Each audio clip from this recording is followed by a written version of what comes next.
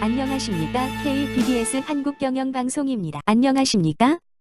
때가 때인 만큼 오늘은 연말정산에 대하여 말씀드릴까 하는데요. 연말정산은 근로소득이 발생하는 개인에게는 매년 반복되는 일이지만 1년에 단 한 번 있는 것이기 때문에 개념 파악이 쉽지 않은 것이 사실인데요.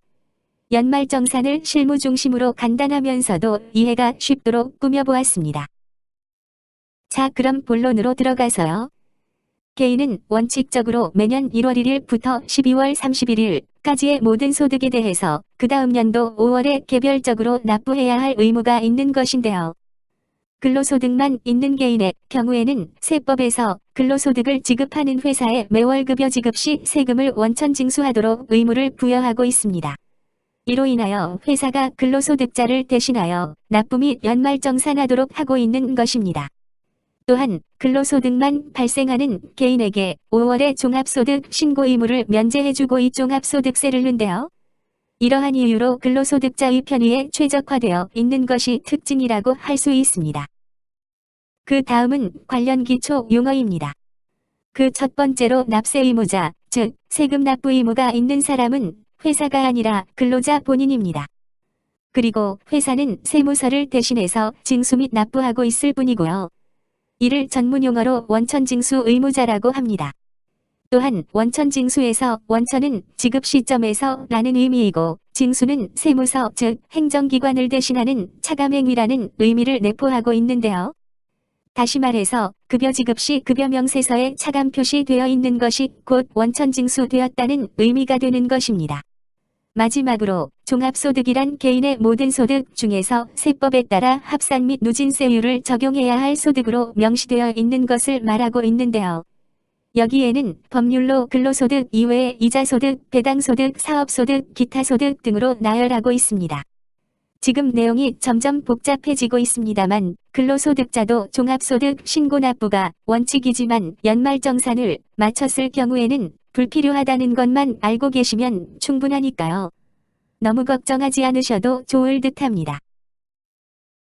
그 다음으로 연말정산 시스템에서 아주 중요한 개념이기 때문에 원천징수를 조금 더 상세히 정리해보면 근로자로부터 제공받은 근로용역에 대한 대가인 급여를 지급함과 동시에 원천징수 의무자의 역할을 담당하는 회사는 매월 급여에서 차감하여 그 다음 달 10일에 세무서에 납부하고 있는데요.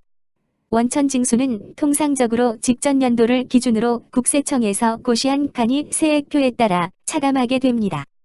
단 신입사원의 경우에는 편의상 본인만을 기준으로 차감되오니 참조하시면 될 것 같습니다. 그 다음에는 정산 과정입니다. 재계산 과정으로 보는 것이 더 정확한 것으로 보입니다. 즉 국세청에서 고시하고 있는 간이세액표는 월별 급여를 기준으로 하고 있지만 소득세법의 세율 구조가 1년 즉 1월 1일부터 12월 31일까지 기간의 소득을 대상으로 하고 있는데요. 이는 세율이 누진세율이기 때문에 소득공제 서류와 지출증빙 서류 등 제출된 자료에 근거하여 12월 말 기준으로 다시 계산해야 하는데요. 이렇게 해서 산출된 세액을 결정세액이라고 합니다. 또한 1년 동안 매월 납부한 세액의 합계액은 기납부세액으로 구분하고 있습니다. 따라서 결정세액은 납세 의무자인 근로소득자 개인이 납부할 의무가 있는 확정된 세금을 의미하게 되는데요.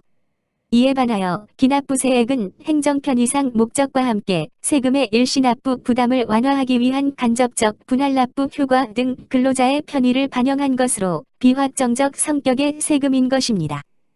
결국 정산 과정은 결정세액과 기납부세액을 비교하는 과정인데요. 기납부세액이 결정세액보다 많은 경우에는 환급을 받게 되는 것이고요. 그 반대로 기납부세액이 결정세액보다 적은 경우에는 추가 납부를 하게 됩니다. 다시 말해서 환급세액은 기납부세액, 즉 매월 납부세액의 합산액을 초과할 수는 없다는 것을 명심할 필요가 있습니다. 그 다음은 실무적인 관점에서의 진행 절차입니다. 실무상 실무 절차는 회사마다 혹은 개정세법에 따라 다소 차이가 있는데요. 통상적으로 12월 말까지 연말정산 관련 세법 개정 내용을 포함하는 준비요령을 안내하게 됩니다. 그리고 1월 15일부터는 국세청 홈택스에서 연말정산 간소화 서비스 활용이 가능해지므로 제출 서류를 확인 및 출력해서 2월 15일까지 회사에 제출하면 됩니다. 단 홈택스에서 확인이 안 되는 증빙도 있는데요. 이때는 별도로 영수증을 준비해서 회사에 제출하면 되고요. 이렇게 제출된 서류들을 원천징수 의무자인 회사는 관련 서류를 꼼꼼히 검토 후 소득자 보관용 원천징수 영수증을 근로소득자 개인에게 교부하게 됩니다.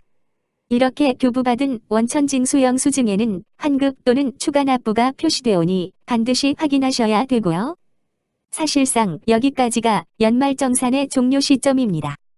그 다음 절차인 신고와 제출은 회사가 진행하는 것이니만큼 그냥 참고만 하셔도 충분합니다. 어떠십니까? 생각보다는 많이 복잡할 것으로 판단되는데요. 그래서 지금까지의 내용을 요약해서 그림으로 다시 한 번 더 정리해 봤습니다. 앞화면의 개요 부분과 유사하니 참조하시기 바랍니다. 여기에 한 가지만 부과한다면 부득이한 사유로 연말정산 시 증빙 제출을 하지 못해 필요한 환급을 못 받게 된 경우인데요. 이때는 각 개인이 서류를 구비해서 5월에 관할세무서에 직접 방문해서 신고하면 추가 환급 가능하니까 기억해 두시기 바랍니다. 가급적이면 연말정산 제도가 근로소득자의 편의를 위한 간소화 혜택인 만큼 미리미리 꼼꼼히 챙겨서 환급은 많이 절차는 간단히 마무리 바랍니다. 이상으로 연말정산에 대한 모든 설명을 마치겠습니다. 다음에는 회계 실무에 대한 내용인데요. 많은 기대 바랍니다. 감사합니다. KBBS